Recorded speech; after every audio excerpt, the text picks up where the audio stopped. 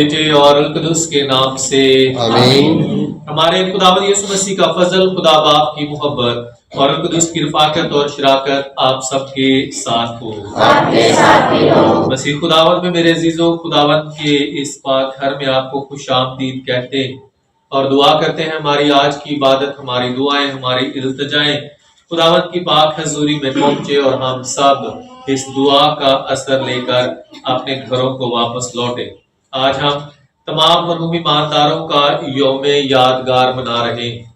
दुआ करें खुदावंद खुदा से हमारे प्यारे, हमारी माँ, हमारा बाप, बहन, भाई, बच्चे जो भी हमसे पहले खुदावंद के पास चले गए, खुदावंद की सारी खताओं को, गलतियों को माफ करके अपने मुबारक लोगों में जगह अता करे।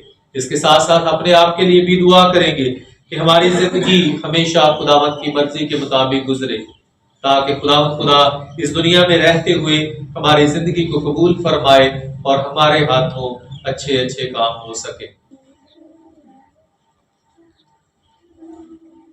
रहीम और मेहरबान खुदावंद खुदा अपने माँ बाप के लिए, बहन भाइयों के लिए, बुजुर्गों के लिए दुआ करते हैं जो हमसे पहले तेरे पास पहुंच चुके हैं।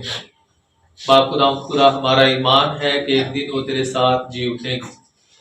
बाप खुदा बख्श दे कि हम हमेशा तेरी पाक हजूरी में रहते हो अपनी जिंदगियां तेरी मर्जी के मुताबिक गुजारे।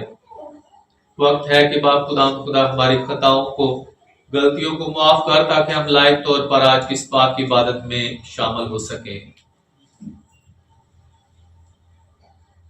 कब्री बाम ताबिक मुकद्दस यूहन्ना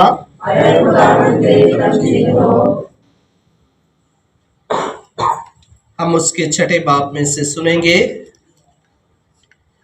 सब कुछ जो बाप मुझे देता है वो मेरे पास आ जाएगा, और जो मेरे पास आता है मैं उसे हरगिज निकाल ना दूंगा, क्योंकि मैं आसमान पर से इसलिए नहीं उतरा कि अपनी मर्जी पर चलूं, बल्कि उसकी मर्जी पर जिसने मुझे भेजा है।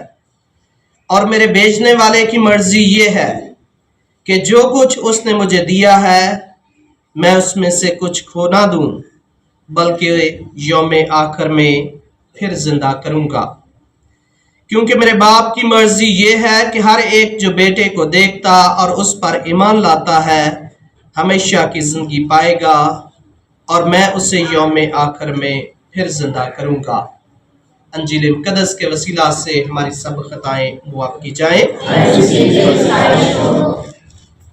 जेड़ियां ने वेंदियां भी ने, सोच भी रखदियां ने, फिक्र भी करदियां ने। ਅਸੀਂ ਆਨੇ ਆ ਕਿ ਰੂਹਾਂ ਦੇ ਨਾਲ ਸਾਡਾ ਰੂਹਾਂ ਜਿਹੜੀਆਂ ਨੇ ਉਹਨਾਂ ਦੇ ਨਾਲ ਤਲਕ ਖਤਮ ਹੋ ਜਾਂਦਾ ਹੈ, ਕਬਰ ਤੇ ਜਾ ਕੇ ਗੱਲ ਖਤਮ ਹੋ ਜਾਂਦੀ ਹੈ। ਖੁਦਾ ਦਾ ਕਲਾਮ ਤੇ ਨਹੀਂ ਇਹ ਸਿਖਾਉਂਦਾ। खुदा दा कलाम ये सिखांदा है कि रूहां फिक्र भी करदियां ने, वेंदियां भी ने, ते जेड़े थल्ले ने उन्हां दे बारे फिक्रमंद भी हुंदियां ने। ते इसलिए साडा रिश्ता जिहड़ा रूहां दे नाल टुट नहीं जांदा, बल्कि जदों असीं दुआ दे विच उन्हां दी दरखास्त करने आ, साडा रिश्ता होर उन्हां दे नाल मजबूत हुंदा है। मैं एक बिशप साहब दी टॉक सुन रहा सां ते ओहदे विच सी कि दो किस्म की मौत है। एक तो जिसमानी तौर पर जो बंदा मरदा है वो मौत है, ते एक बंदा उदों मरदा है कि जो उहदे पिछे याद करने वाला कोई भी नहीं ना हुंदा, उदों बंदा मरदा है। ते जो याद करने वाले पिछे है ने, उहदे लई दुआ करने वाले पिछे है ने, इंसान कदी नहीं मरदा। इसे लिए असी साल दे साल अपने अजीज़ां दी बरसी करने आ, उन्होंने याद करने आ, उन्होंने पाकमास करवाने आ, दुआ करवाने आ। ते भी कदी गल याद रखियो कि असी ते अपने मरहूमीन नूं साल च एक बार याद करने आ, अज दे दिन याद करने आ या बरसी वाले दिन याद करने आ, लेकिन पाकमा कलीसिया जिहड़ी है हर रोज मरहूमीन लई दुआ करदी है। ते दुआ भी कदों करदी है? तबद्दल दे वक्त तो बाद, जिहड़ा बड़ा खास वक्त है। ते असीं वेखने आ कि पाकमा कलीसिया हर रोज वो खुदावंद च सो भी गए ने, फिर भी उन्हां नूं याद करदी है, उन्हां लई रहम दी दुआ करदी है, इल्तिजा करदी है ਦਰਖਾਸਤ ਕਰਦੀ ਹੈ। ਤੇ ਇਸ ਲਈ ਸਾਨੂੰ ਹਮੇਸ਼ਾ ਆਪਣੇ ਮਰਹੂਮੀਨ ਲਈ ਦੁਆ ਜਿਹੜੀ ਹੈ ਕਰਨੀ ਚਾਹੀਦੀ ਹੈ, ਦਰਖਾਸਤ ਜਿਹੜੀ ਕਰਨੀ ਚਾਹੀਦੀ ਹੈ। ਕੱਲ ਦੇ ਦਿਨ ਅਸੀਂ ਜਿਹੜਾ ਹੈ ਮੁਕੱਦਸੀਨ ਦਾ ਦਿਨ ਮਨਾਇਆ ਹੈ।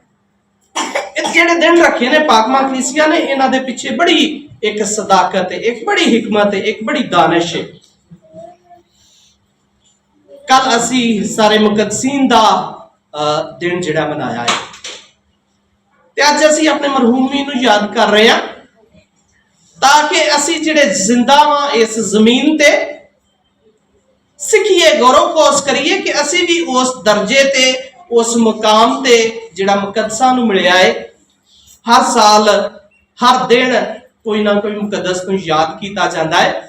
ਅਗਰ ਅੱਛੀ ਜ਼ਿੰਦਗੀ ਅਸੀਂ ਗੁਜ਼ਾਰਦੇ ਹਾਂ, ਅਗਰ ਰਾਸਤਬਾਜ਼ੀ ਦੀ ਜ਼ਿੰਦਗੀ ਅਸੀਂ ਵੀ ਗੁਜ਼ਾਰਦੇ ਹਾਂ, ਤੇ ਅਸੀਂ ਵੀ ਉਹਨਾਂ ਦੀ ਫਰਿਸ਼ਤ ਦੇ ਵਿੱਚ ਸ਼ਾਮਲ ਹੋ ਸਕਦੇ ਹਾਂ, ਜਿਹੜੇ ਸਾਡੇ ਈਮਾਨ ਦੇ ਹੀਰੋਜ਼ ਨੇ, ਜਿਨ੍ਹਾਂ ਦੀ ਜ਼ਿੰਦਗੀ ਲਿਖੀ ਜਾਂਦੀ ਹੈ, ਜਿਨ੍ਹਾਂ ਦੀ ਮਸੀਹ ਦੇ ਈਮਾਨ ਦੀ ਜਿਹੜੀ ਹੈ ਅਸੀਂ ਵੀ ਨੇ ਕਿ ਗਵਾਹੀ ਪੂਰੀ ਦੁਨੀਆ ਦੇ ਵਿੱਚ ਸੁਣਾਈ ਜਾਂਦੀ ਹੈ। ਅਗਰ ਅਸੀਂ ਵੀ ਉਸ ਲਿਸਟ ਦੇ ਵਿੱਚ ਸ਼ਾਮਲ ਹੋਣਾ ਚਾਹੁੰਦੇ ਹਾਂ, ਸਾਡੇ ਕੋਲ ਵਕਤ ਹੈ, ਸਾਨੂੰ ਤਿਆਰ ਹੋਣਾ ਚਾਹੀਦਾ ਹੈ, ਸਾਨੂੰ ਆਪਣੇ ਈਮਾਨ ਦੇ ਵਿੱਚ ਜ਼ਿੰਦਗੀ ਜਿਹੜੀ ਹੈ ਬਸਰ ਕਰਨੀ ਚਾਹੀਦੀ ਹੈ। ਅੱਜ ਦੀ ਪਹਿਲੀ ਤਲਾਵਤ ਜਿਹੜੀ ਅਸੀਂ ਹਿਕਮਤ ਦੀ ਕਿਤਾਬ ਜੋ ਸੁਣੀ ਹੈ, ਉਹਦੇ ਚ ਰਾਸਤਕਾਰਾਂ ਦੀ ਗੱਲ ਕੀਤੀ ਗਈ ਹੈ। ਅਗਰ ਤੁਸੀਂ ਆਖਰੀ ਉਹਦੀਆਂ ਆਯਾਤ ਵੇਖੋ ਨਾ, ਤੇ ਉਹਦੇ ਚ ਲਿਖਿਆ ਹੈ ਕਿ ਜਿਹੜੇ ਰਾਸਤਕਾਰ ਨੇ ਉਹਨਾਂ ਦੀਆਂ ਰੂਹਾਂ ਖੁਦਾ ਦੇ ਹੱਥ 'ਚ ਨੇ, ਤੇ ਉਹ ਕੌਮਾਂ ਦੀ ਅਦਾਲਤ ਕਰਨਗੇ, ਕੌਮਾਂ ਦੀ ਅਦਾਲਤ ਕਰਨਗੇ। ਇਹ ਅਜਰ ਹੈ, ਇਹ ਬਰਕਤ ਹੈ, ਇਹ ਫਜ਼ਲ ਹੈ ਖੁਦਾ ਨੂੰ, ਜਿਹੜੇ ਰਾਸਤਕਾਰ ਆਪਣੇ ਈਮਾਨ ਦੇ ਵਿੱਚ ਜ਼ਿੰਦਗੀ ਬਸਰ ਕਰਦੇ ਨੇ।